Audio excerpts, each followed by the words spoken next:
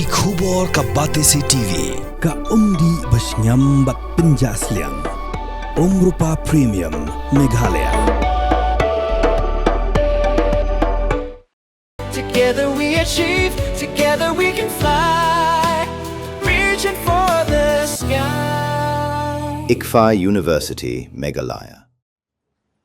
Umentang ba kajala ukan rat kisang ma haka artarik naitung aja pun rio ulapli pat ba ya ka Meghalaya Teachers Training Academy haka jingdan lang umentri katanat puli puthi ubala kaman romboy ki officer bagi kinhon ki badan benta haka puli puthi habakaran kum ukongsan haka jingelang umentri rang ba uloong pakani ki academy kanwan ra ikor kom trikam kaban pen khlanya kanong rem chongka puli puthi ha Meghalaya Patkan shim ya kabenta kabdan kambha banweng ya ki jingduna ki balas lambha kamta maka jing ajing ikai pentibet ya kinong ikai shushu ulong maka jing taw ya kadi ki academy kalawan kum ke Jubab ya ki jing bah Hakhmat ya ki papenpau haka national assessment kung ka PGI 2.0 bat kaparang Rashtriya Sarvakshan arajar apusau kapala bu ya ka Meghalaya haka kerdan ka pasyatraido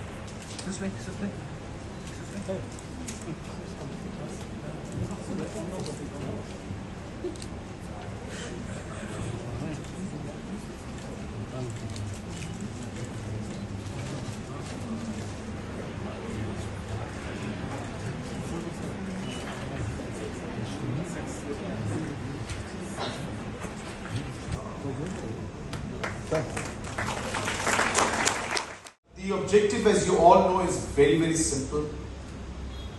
That there has to be a organization, a body that is focused and specifically looking at teacher training and doing all the activities that are necessary without being involved in other kind of administrative or other activities which require government and administrative work, and focus purely on the training of teachers. And it's really with that very simple yet clear thought that we are all here today to officially inaugurate it. It's not the inauguration of this building, but it is the inauguration of this academy. Let me be very clear, this building was inaugurated long time back, but this academy is new, the setup is new, and the purpose is new. So therefore, I congratulate our Honourable Minister and the entire Education Department for this wonderful step that they have taken in order to make this academy functional today. And friends, this all stems out of few of the challenges that we face. You are aware that we have a lot of deficiency when it comes to teacher training, and hence there needs to be a special focus on it. We have a large number of teachers who are not yet technically, as per the qualification required, trained, and therefore certain steps are still further. That does not mean that they are not good at teaching, but as per the qualifications required, we need to complete certain processes. This academy will help us to move towards that goal. At the same time, as you're aware, that many of the factors like the overall learning outcomes that are there, all of these aspects, especially in the PGI, where we are always facing a lot of challenges, need to be addressed. And I'm sure that with the help of the ADP project, with the help of the Education Department, and with the help of what we are doing here in terms of focusing on the training aspect, it will have a direct impact on the overall PGI, the rankings that we have. You must be aware that in the last 2 months, we have been really focusing on the PGI rankings, and it has been an area of concern. Education at large has been an area of concern, but slowly and steadily we are taking the necessary decisions to actually, at the end of the day, lead to real effective outcomes from the decisions that we have taken. You are aware, a few months back, we had taken a decision to rationalize and to create a pay structure for our ad hoc and SSA teachers. Decision that cost us almost 800 crores every year, and and a delta of almost close to 250-300 crores, and increasing every year.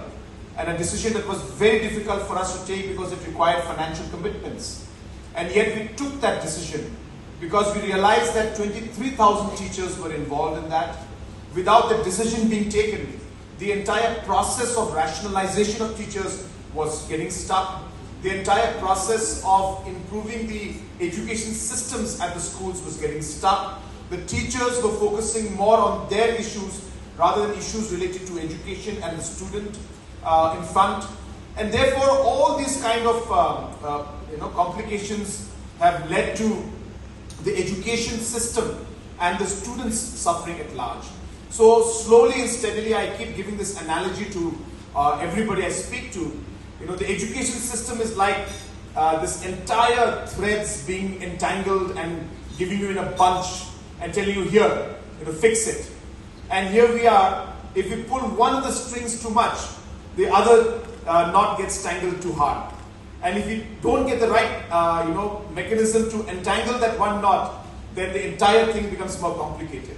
So we need to slowly and steadily take out one knot, then again take out one knot, and again take out one knot. And that is something that I think some of you will understand because you know the education system. But those who don't are not very well versed with it will just think that why isn't government doing anything? Why isn't the PGI ranking coming up? Why are the pass percentage coming up? So it's not as simple as it looks. It's much more deeper, much more complicated, and there's a lot of things that need to be done. But as was mentioned by the Education Minister in the previous meeting, the good point and the good part is we have a plan and we are moving in the right direction. And we are taking bold steps to make the change and the difference that is required to overall improve the education system. So with that background and with that thought process, this particular decision had been taken, and I am extremely happy that we have finally come to this point. I know that this particular academy will be a major game changer.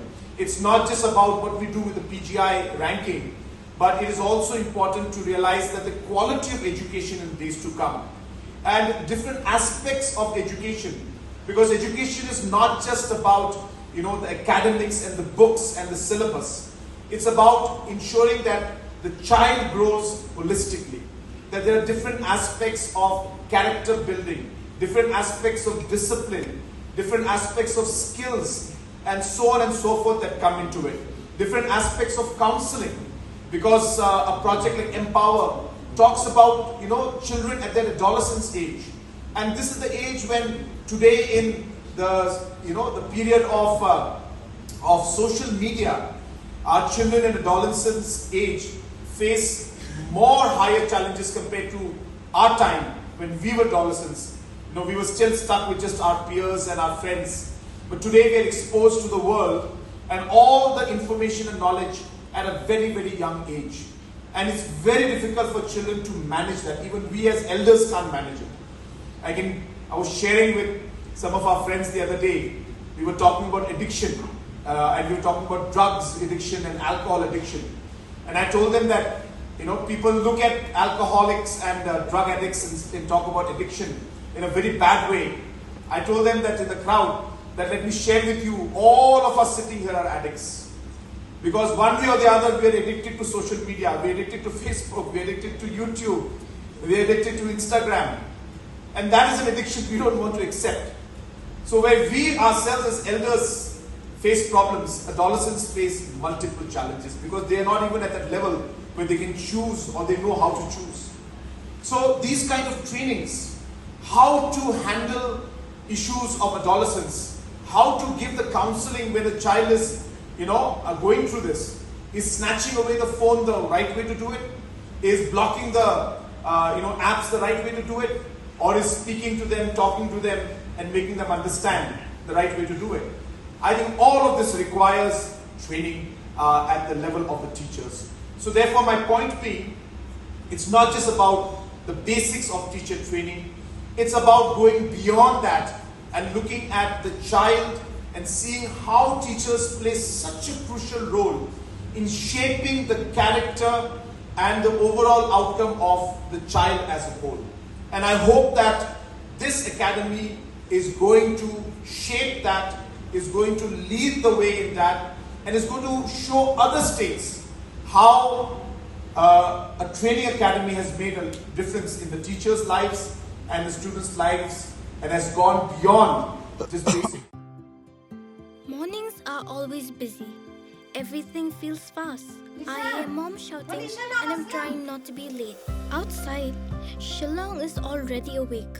Cars move slowly, horns are loud. It feels like everyone is in a hurry. Then the STEMS bus comes in, bright and yellow, always on time. The caretaker waves and I feel okay. Inside, we laugh and sing. We share snacks, we help each other with homework. It feels nice. My parents know I'm safe through the STEMS app on mom's phone. Because this bus isn't just a ride. It takes us to school with friends and a little bit of hope. This is STEMS, our ride, our future.